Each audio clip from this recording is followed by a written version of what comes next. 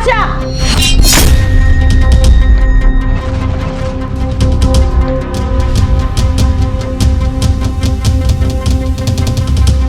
Wewe, nini kinaendelea hapa? Unataka kumfanyia nini mtoto? Dada, nampaka mtoto mafuta, maana ametoka shule, ameoga tayari, ndo nampaka mafuta ili kusudi afanye homework. Mafuta hayo? Ndio. Sasa nisikilize Epi. Hayo mafuta sio mazuri kwa ngozi ya watoto. Kwa hiyo basi, sidhani kama kuanzia leo yatafaa kutumika. Dada, yanamwasiri kivipi? Mbona mafuta alikuwa anatumia muda mrefu? Kabla hajaanza shule na mpaka ameanza shule, hajawahi kupata madhara yote ya. Wewe ambacho hujaelewa ni kipi? Kwa hiyo unataka kunibishia sasa humu ndani, si ndio? Au wewe umekuwa mzazi unaelewa kipi kina madhara kwenye ngozi ya mtoto na kipi hakina madhara? Nimekwambia hayo mafuta sio mazuri kwa ngozi ya watoto. Nielewe ninachokwambia. Kwanza nipatie hapa. Fanya haraka nipatie.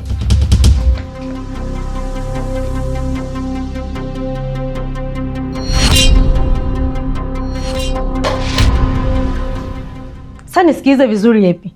Nimetoka dukani kuchukua mafuta. Na haya mafuta ndio utatumia kumpaka huyu mtoto kuanzia leo na siku zote zinazoendelea. Haya mafuta ni mazuri kwa ngozi ya watoto. Nadhani utakuwa umenielewa. Shika.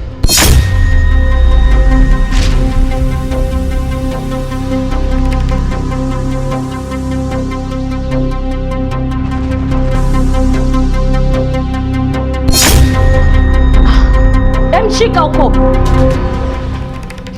Sasa nisikilize. Fungua hayo mafuta na uanze kumpaka muda huu ninavyokutazama hapa.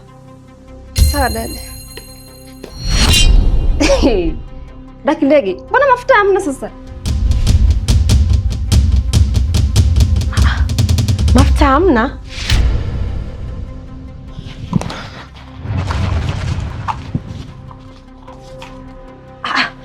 Asa imekuwaje? Mimi si nimenunua mafuta kabisa yamejaa, nimekupatia mafuta. Umepeleka mimi mafuta hayo? Dada, hilo kopo halikuwa na mafuta kabisa. Maana ulivyonipa tu nikalishika nikaisi halina kitu. Maana lilikuwa jepesi sana. Hapa sio bure. Huenda kuna mchezo unaendelea.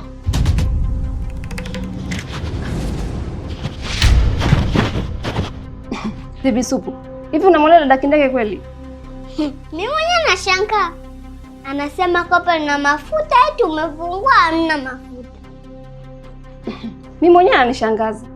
Anyway, nisikilize Daipi. Naomba ukanichukulia yale mafuta uje nipake. Wewe, si umeona alivyofoka hapa? Amekataa kabisa nisikupake yale mafuta. Ish, sasa nataka nibaki nimepauka kwenye hichi kiangazi. Basi sawa.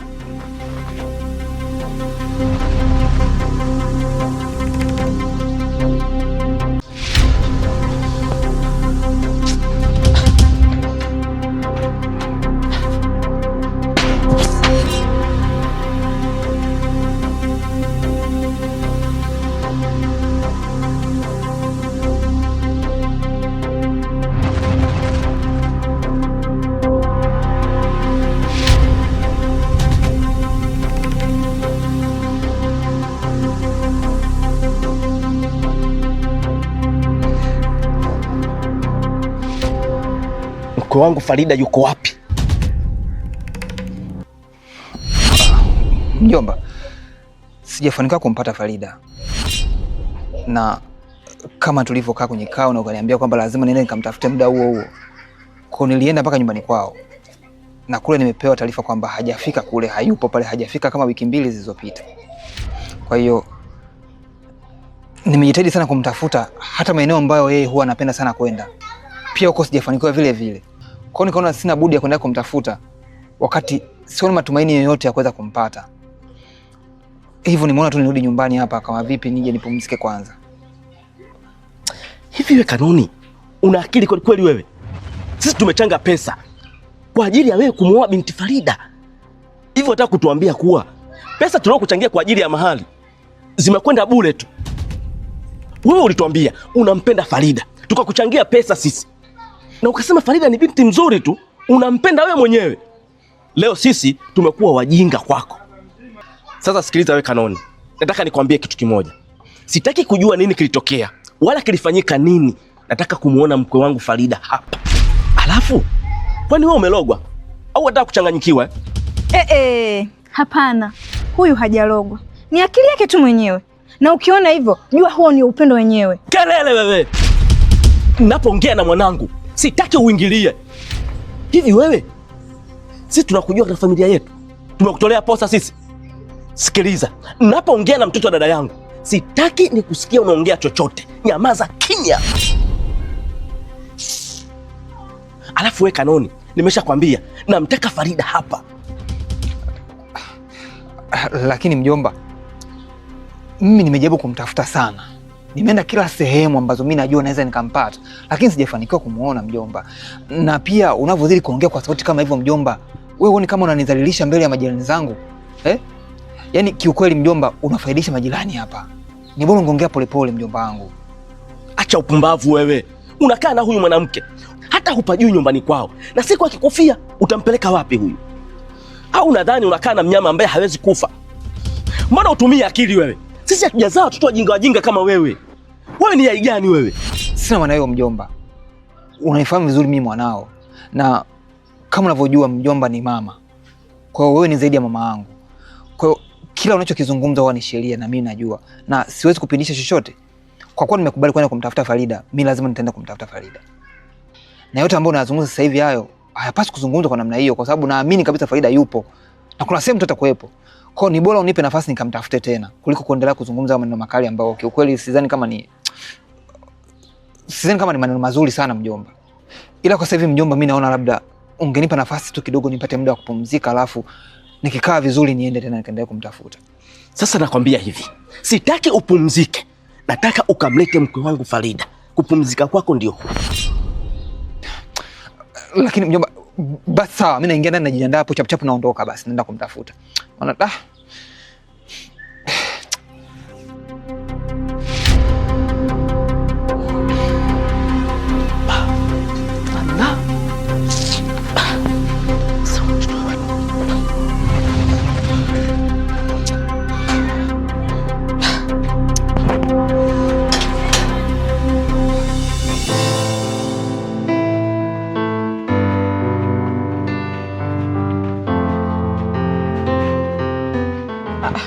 Wewe Tisia wewe.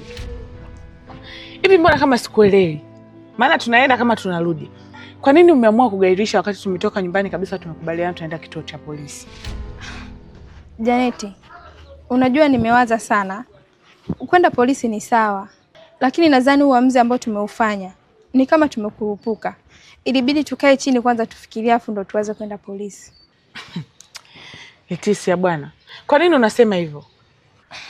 Janeti, unajua Kanoni ni mume wake na Farida bado na hawajapeana talaka. Kwa hapa taarifa tunaenda kuitoa ni inahusiana na ndoa ya watu wawili. Kwa hiyo kilichopo inabidi tu tukae kwanza chini tumtafute Farida. Kwa sababu nikisema mimi niende polisi nikatoe taarifa, kama unakumbuka kuwa Kanoni alisema Farida aliondoka na Toru. Na yule Toru ni mwanaume na ukumbuke huku nyuma alikuwa anasema alikuwa anatoka na mdogo wangu. Kwa hiyo ikitokea nikaenda polisi nikatoa taarifa na wakafanya uchunguzi wao wakagundua kwa Farida yupo kwa mwanaume mwingine, ile tena ni kesi nitamsababishia mdogo wangu. Kwa hiyo nimwaza ikusudi nizee nikamletea matatizo, inabidi tu nimtafute nijue yuko wapi. Nikishajua yuko wapi ndio itabidi sasa tuangalie namna nyingine. Kama nitamkosa itabidi tuende polisi. Unajua wewe Leticia wewe. Kuna kitu ambacho bado hujakijua. Sasa kama yote hao ulikuwa unayajua, kwa nini uliamua kuja nyumbani kwangu na kunishirikisha na tukakubaliana kabisa tukatoka nyumbani mkuku tumekubaliana tunaenda kituo cha polisi. Alafu tumefika huku barabarani tena umebadilika. Hivi unajua nini? Hujajua mdogo wako yuko wapi. Sawa utaenda kuongea na Kanuni lakini hujui mdogo wako yuko wapi na hujui nini ambacho kimempata Farida. Sasa unakubalije kirahisi tu turudi nyumbani? Janeti, sio kwamba mimi eti siumii kuwa mdogo wangu amepotea. Naumia sana na pia ninawaza. Lakini pia ukirudi nyuma Farida yule bado ni mume wake, bado hawajapeana talaka. Kwa hiyo kabisa unajua mtu akiwa ameolewa, ikaonekana na mwanaume mwingine, huwa kuna vitu vinatokea tena inakuwa ni kesi kubwa sana. Kwa hiyo kuliko nimletee matatizo mdogo wangu, ni bora nijue kwanza yuko wapi. Kama itashindikana kumpata, ndio itabidi niende polisi. Lakini kwa sasa nilikuwa naomba muda kidogo tu nijaribu kufuatilia nijue yuko wapi. Na haitachukua muda mrefu. Sasa hivi naenda kwa Kanoni, naenda kuzungumza naye ili kusudi nijue naanzia wapi. Ikiwezekana nielekeze kwa kina Toru mimi niende nikamtafuta. Sawa, kwa kuwa hayo ndio maamuzi yako. Mimi ni nani sasa nipinge? Haina shida. Basi sawa Janeti, asante kwa kunielewa. Kwa hiyo nini sasa kinafuata sasa hivi?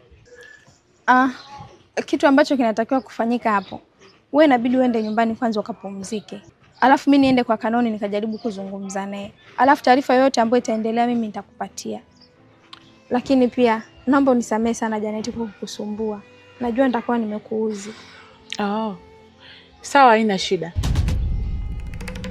Basi sawa, tunaweza tukaondoka.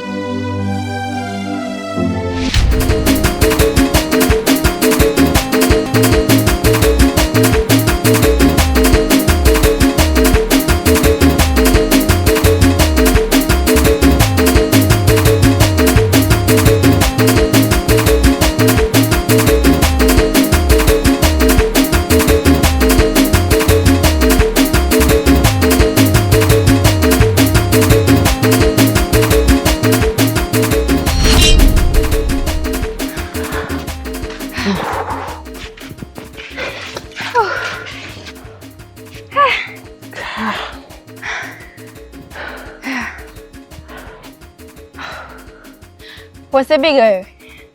Kwa nataka kuniambia hapa maji tu yakishakata ndio basi huo ni mtiti. Nikuchukua ndoo kufuata maji kote huko chini, nikupandisha mabonde na milima mpaka ufikishe maji hapa. Umeshachoka. Hata hivyo asante sana kwa kunisaidia. Maana najua ningekuwa mwenyewe, maji ningeyamwaga pale nisingeweza kuyafikisha. Ni kweli Farida. Hata hivyo nimekuwa kama malaika mlinzi kwako. Na wazungu nakwambia guardian angel. Na wewe ungeenda bila mimi. Sidhani kama maji yangefika. Hata hivyo umebeba wewe sana. Na mimi nimekuja kukusaidia hapo tu kwenye yako kamlima. Nimebeba sana mimi. Yaani wewe umeniomba dumu kuanzia kule, umepanda nalo kwenye ile mlima mpaka hapo. Alafu unaniambia mimi ndo nimebeba. Wewe ndo umebeba na wewe ndo umechoka sana. Pole. Hata hivyo Farida, ni jukumu langu kukusaidia wewe. Kwa sababu wewe ni miongoni mwa familia yetu. Kwa hiyo ni jukumu langu kukusaidia wewe. Kwa hata usijali kuhusu hilo. Basi sawa Sebiga. Hamna shida. Ila Sebiga, unajua hizi nguo mimi nimechoka kuzivaa kwa sababu zimekuwa kama vile kauka nikuvae. Kama jana nilijisikia vibaya sana kuvaa nguo za dada yako wakati nafua. Unajua hicho kitu sikipendi sana, kuvaa nguo za mtu wakati yeye hayupo mwenye nazo. Farida, kiukweli hata mwenyewe najisikia vibaya. Na hata kakangu anajisikia vibaya pia. Na ndio maana hapa katoka na hasira sana. Na kakangu akilivalia swala njuga lazima litimize kwanza. Kwa hiyo jioni ya leo tegemea kuvaa nguo mpya kabisa. Haya, kama ni hivyo basi sawa. Mungu tu amsaidie kwa alikoenda aweze kupata hiyo pesa na nichukulie nguo. Kama maji tumeshafikisha naomba nikaoshe vyombo. Wataka kuoshe vyombo? Ndio. Basi sawa, sio swala, wewe nenda kaoshe vyombo. Haya. Au vipi, nije nikusaidie? Wewe hamna bwana, vyombo naweza mwenyewe. Basi sawa. Hello, mambo vipi mwanafamilia wa New Baby Soup TV? Ni sisi tena. Tumekuja mbele yenu tuna taarifa mpya. Na taarifa hiyo ni kwa sababu mnatupenda na kutusupport. Najua nyinyi ni wapenzi wa movie nzuri na series kali. Sasa tumekuja hapa kukuelekeza ni series gani unatakiwa kwenda kuiangalia baada ya kumaliza kutizama series yetu pendwa ya Mtoto wa Ajabu. Kuna series inapatikana katika chaneli ya Kasai Films. Series inaitwa Moyo. Unatakiwa kwenda kuiangalia. Na ukishaipata ukaitizama, I hope utaenjoy sana na utakuja hapa kutushukuru. Karibu, nenda kaenjoy. Movie yetu ndo kama hiyo uliona hapo kwenye cover. Thank you, we love you. Tuendelee kuenjoy. Una shida gani? Haya makelele nini sasa? Makelele ya nini hayo? Hivyo jua kwamba mjomba wangu yuko ndani hapa. Ukienda kupiga makelele hayo atakuja toke nje, na akitoka nje hii kesi itakuwa kubwa hii. Shemeji, naomba unisikilize vizuri. Kilichonileta hapa nyumbani kwako ni kitu hicho, ni kitu kimoja. Namtaka mdogo wangu Farida. Nimekaa, nimefikiria, nimevumilia, naona uzalendo mimi siwezi. Namtaka mdogo wangu. Na hapo unavyoniona, Nilikuwa naelekea polisi, nilikuwa naenda kukutolea mashtaka. Sema tu nimekaa nimekufikiria, pia nikaiwaza familia yako jinsi ambavyo naiheshimu, ndio maana nimegairi kwenda. Kwa hiyo kilichonileta hapa, namtaka mdogo wangu. Mimi niseme kitu kimoja shemeji yangu. Asante sana kwa busara zako. Na vizuri kama ujienda huko polisi, maana ungeenda polisi mambo yangekuwa mengi sana. Lakini nikwambie kitu kimoja tu. Mimi naamini mdogo wako atakuwa kwa Tolu. Kwa sababu nimewaona mara kadhaa wakiwa pamoja. Tena wako kwenye penzi shata. Kuna muda mpaka walikuwa wananidolishia hivi. Yaani wanaonyesha kwamba wao wana mapenzi na wanaenjoy maisha kabisa. Na tena kuna muda mpaka walikuwa wanabeba na unga, unakuta wana roba la unga. Yaani wanaenjoy na maisha yao kabisa. Na kwa sababu unavyomjua mdogo wako na zile sifa zake, alikuwa yuko tayari kunionyesha kwamba yuko na maisha mapya, anaenjoy, yuko na Tolu. Hakutaka hata kujua kama mimi ni mume wake. Kwa hiyo labda tu niseme kwamba kiukweli mdogo wako sasa hivi atakuwa yuko tayari kusaini talaka. Maana nimejaribu kumwambia kuhusu kusaini talaka na alikuwa anagoma kabisa. Kwa sasa hivi kwa jinsi ambavyo anaishi na Tolu, atakuwa yuko tayari kusaini talaka. Na hata hivyo mimi mwenyewe sasa hivi nina mke wangu nyumbani hapa na ana ujauzito mke wangu. Na kama ana ujauzito sitaki buguza kabisa. Ninachotaka tu tushirikiane mimi na wewe. Tumpate Farida na tukimpata Farida aje hapa nyumbani. Kwa kuwa hata mjomba wangu yuko nyumbani sasa hivi. Aje ashiriki hapa asaini talaka zake, aondoke kaishi maisha yake na Tolu. Na mimi nibaki peke yangu hapa na mke wangu. Tuishi maisha yetu kabisa kwa amani. Kwa kina Tolu? Wewe kwa kina Tolu unapafahamu? Hapo ndo kasheshe. Mimi kwa kina Tolu mimi sipajui. Lakini mimi nikwambia kitu kimoja shemeji yangu. Mimi mwenyewe niko najaribu kuangalia njia gani ya kupajua kwa kina Tolu ili niende nikamchukue Farida. Naomba nisikilize vizuri shemeji. Umesema kwa kina Tolu upafahamu. Mimi sitaki kujua. Ninachotaka mimi ni mdogo wangu. Huko nyumbani natakiwa niandae vitu vyangu vya shule. Kwa hiyo ni lazima nirudi nyumbani. Hili jukumu nakukabidhi wewe. Mimi nakupatia siku hizi. Nakupa siku 2. Mdogo wangu amesharudi nyumbani. Kwa hiyo wewe ndio utaangalia unafanya nini, unamtafuta wapi ili kusudi mdogo wangu arudi nyumbani. Na usipofanya hivyo, shemeji nakupeleka polisi. Sitojali wewe ni nani, sijui tumeishije, hamna ambacho nitajali. Ninachotaka mimi ni mdogo wangu. Shemeji yangu.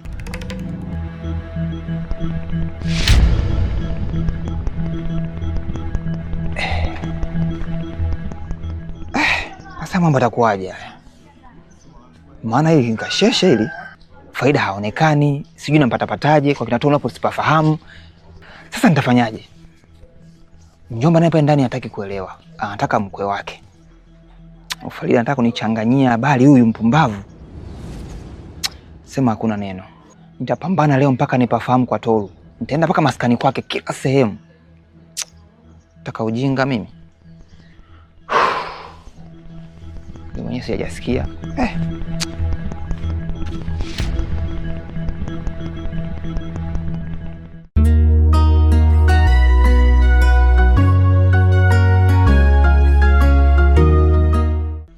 Jeni, yaani mpaka muda huu mimi kichwa changu kinazidi kuchoka, akili yangu inazidi kuchanganyikiwa.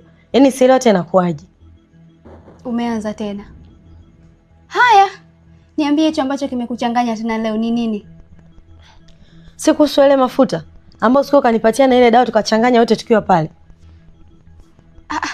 Usitake kuniambia tayari kashajipaka. Yaani tatizo lako Jeni, unapenda kurukia vitu kwa mbele. Kwa hiyo mimi ndo ningekuwa nachanganyikiwa hapa. Angekuwa amepaka wewe mafuta. Huwezi amini mpaka muda unavyoongea na wewe yale mafuta hajayapaka. Nini? Kindege. Yaani kumbe paka sasa hivi hajajipaka? Wakati nilikwambia kabisa hakikisha huyo mtoto anajipaka. Nisikilize vizuri Jeni. Mimi kweli nilitoka na yale mafuta na yule mtoto alikuwa ameoga tayari kwa kupaka mafuta. Nikaenda na yale mafuta mpaka alipo. Huwezi amini kitendo cha kufungua yale mafuta nakuta kopo jeupe, yani halina kitu chochote kile. Tupu? Halina mafuta kiaje? Mbona sikuelewi Kindege? Yaani kama ambavyo uelewi wewe. Na mimi ndo sielewi hivyo hivyo na akili yangu inazidi kuchoka. Yaani mpaka siamini imekuwa. Yaani lile kopo huwezi amini Jeni, nikalishika kabisa nikapangusa na mikono yangu hamna kitu chochote ndani yake. Yaani mimi nazidi kuvurugika, akili yangu sielewi hata inakuaje. Subiri kwanza. Hilo kopo ambalo unasema halikuwa na mafuta liko wapi? Nimelitunza huko ndani. Kalilete. Ili na mimi nishuhudie kwa macho yangu kabisa. Yaani Jeni, ninachokuambia ni kwamba nikikuletea hilo kopo, na ndio utaamini ambacho nakizungumza mimi hapa.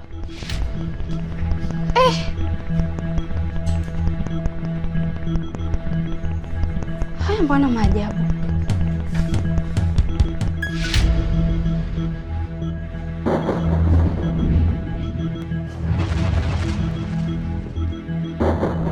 Jeni, nakushangaa kutumia nguvu kubwa kufanya hiki unachokifanya. Na kadri unavyozidi kufanya hiki unachokifanya, ndio unavyozidi kunikasirisha. Natamani hata nikuzuru. Aliyakuwa sitamani hata kukuzuru. Unizuru? Ndio. Kwa nini unizuru? Wewe leo kukuzuru. Jeni.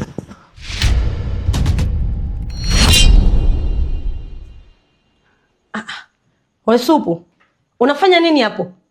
Jeni, unazungumza naye nini huyu? Mimi sijui, naona tu anaongeongea tu vitu ambavyo mimi mwenyewe hata sivielewi na sijamuelewa bado. Anaongeongea? Kwani vinahusiana na nini? Bado sijamuelewa.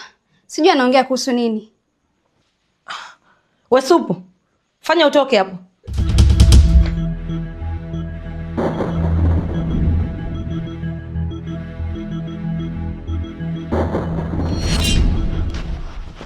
Haya, kopo hilo jionee mwenyewe. Mafuta si haya hapa. Kindege bwana, na wewe si haya hapa. Mafuta yapo. Imekuwaje hiyo Jeni? Nisikize vizuri. Yaani mimi mpaka nakuletea hilo kopo, nina uhakika kabisa humo ndani hamna kitu chochote kile. Na mpaka nenda kulichukua, nimefungua, nimeangalia, hamna kitu. Mafuta yametoka wapi? Wewe Kindege umeanza kwa kichaa.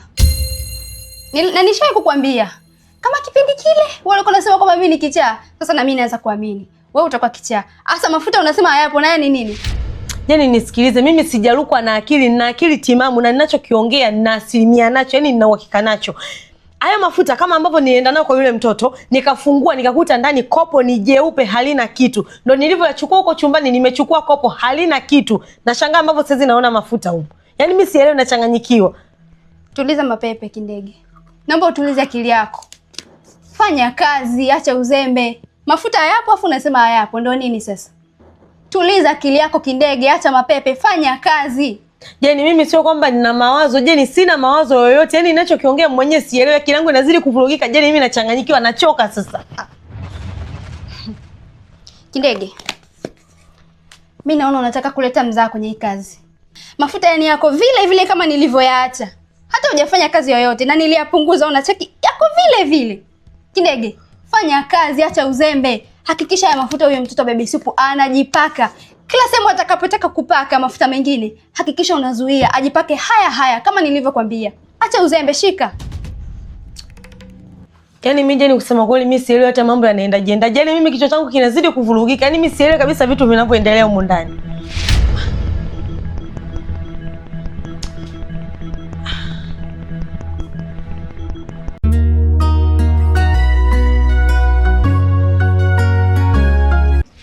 Janeti, unajua kuna kitu kilinishangaza sana. Nakumbuka uliniambia kuwa ni mgeni, na siku ile tulipoenda shuleni kumchukua mtoto, ikawa kama surprise nikagundua kuwa unajuana na yule madam. Vipi? Kumbe mnafahamiana? Ndiyo mister, tunafahamiana. Sema kufahamiana kwetu ni story ndefu kidogo. Kuna siku bwana nilikuwa naumwa na nilikuwa natembea barabarani. Ghafla tu nikawa nimepata kizunguzungu nikaanguka. Kwa yule madam akawa ametokea pale na akanisaidia, akanipeleka mpaka nyumbani. Alivyonipeleka nyumbani, kwa kweli nilijisikia vizuri sana, kwa sababu sio kila mtu anaweza kutoa msaada kwa mtu asiyemfahamu. Kwa hiyo nikaona kabisa ni mtu ambaye anafaa kuwa rafiki yangu. Wow. Ni kitu kizuri ulichokifanya, kwa sababu ni wanadamu wachache sana wenye uwezo wa kumkuta mtu ana matatizo na akamsaidia kwa roho moja. Kama aliweza kukusaidia kipindi una uhitaji, yale alikuwa hakujui, kweli una kila sababu ya kumfanya rafiki yako. Na huwezi amini, mimi mwenyewe siku yangu ya kwanza kuonana naye ile siku ambayo tumeenda pale shule. Nakumbuka nilivyomwandikisha mtoto shule, hasa kipindi natoka ofisini kwa mwalimu mkuu ndipo nilipokutana naye. Tukawa tumegongana, tulivyogongana tulisalimiana pale, na baada ya pale mimi nikawa nimeondoka. Sasa ndo kama ile tuna muda tunarudi kumfuata mtoto. Nashangaa yuko na mtoto. Kwa hiyo nikaona ndo hapo tulianza kujuana. Hata hivyo inaonekana damu yake na Baby Supu zimemata sana, kwa sababu huwezi amini, juzi kamleta mpaka getini. Swala ambalo linifanya nikamuuliza kuwa wewe umewezaje kumtoa shuleni mpaka hapa? Ila majibu alionipa ni kuwa Yeye mwenyewe anakaa pale pale mtaani kwetu.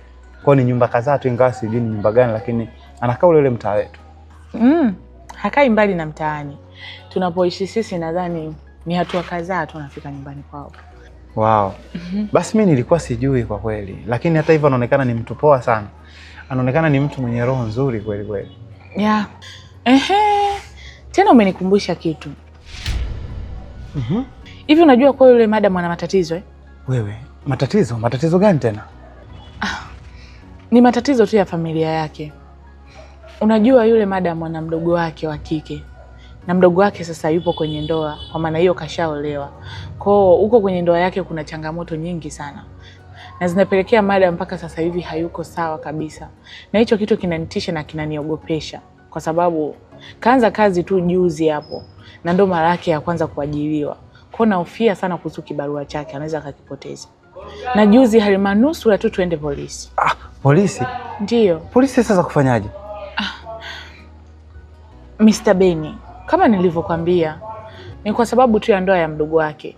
Yaani ni matatizo makubwa sana kiukweli, lakini sitaweza kuyazungumza sana. Lakini namuombea tu Mungu amsaidie kwa kweli. Kweli noma. Lakini naamini Mungu atamsaidia kwa sababu kila kitu kinachotokea kwenye maisha ya mwanadamu, Mungu huwa anajua mwanzo wake na mwisho wake. I hope tu Mungu atamfanyia wepesi. Yeah, ni kweli kabisa. Na ninatamani sana iwe hivyo. Asije akapoteza kibarua chake kwa sababu ndo tegemezi lake la mwisho. Yeye na familia yake. Anyway, Janet, vipi kuhusu zile mikataba? Ulisaini? Yeah, nimesaini mmoja, lakini mmoja sijausaini. Kwa nini hujausaini? Kwa sababu tu wakati napitia maelezo yake, niliona kabisa hayako kibiashara. Kwa hiyo nikawa nimeachana nao, nikasema ukifika kazini nitakupatia upitie na wewe ukiona umeridhika nao, basi utausaini mwenyewe. Wow. Ndio maana nakupenda sana Janet. Unajua wewe ni kati ya mabinti wachache wanaotumia akili sana kwenye kazi zao. Anyway, nadhani muda wa lunch ukiisha, tutakaporudi ofisini nitaenda kuona. Na nikupongeze tu.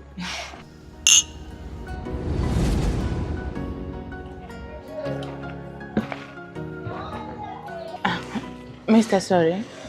Naomba niende washroom mara moja. Okay.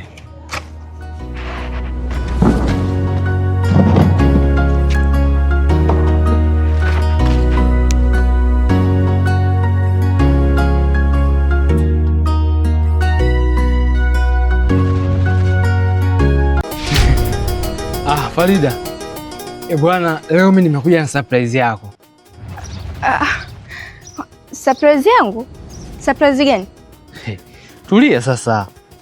Bwana, kipindi natoka zangu juu kule, nikapitia pale mjini kati pale nikakudakia nguo. Nikudakia nguo 2-3 hapa. Lakini ndio hivyo za kusagula sagula kwa sababu mwenyewe haukuwepo. Mimi nilizozichukua naona kama ni nzuri tu na zitakufaa. Na japokuwa ni kuukuza kitambo, yani ni za miaka 80 kabisa. Nikaambia bwana Mwaikimba. Mwaikimba? Kivipi yani? Mwaikimba alikuwa ni mshikaji mmoja hivi. Alikuwa ni mchezaji mpira. Huyo jamaa alikuwa anapenda kuvaa nguo kuukuu. Yaani nguo kubwa kubwa afu alikuwa anapenda kuweka mlege. Kwa hiyo na hizo nguo zilivyo. Ni Mwaikimba mtupu yani. Ngoja nikuonyeshe. Ila ni kali. Kidogo zimeboreshwa kisasa. Naanza na hili hapa. Hili linaitwa Blue Cinderella. Yaani ni kali. Japokuwa nimelidaka buku 2 ila ni kali. Linaitwa tu stili ngozi wanadamu na mimi nimevaa. Ndio hii hapa ichuma. Sagula sagula mtumba. Nimelidaka lakini nadhani nzuri. Hebu liangalie.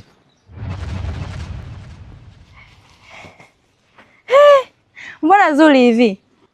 Ni nzuri, nimelidaka buku 2 hiyo. Nzuri sana jamani. Na imekukaa kabisa yani. Sema ni kali, huwezi jua.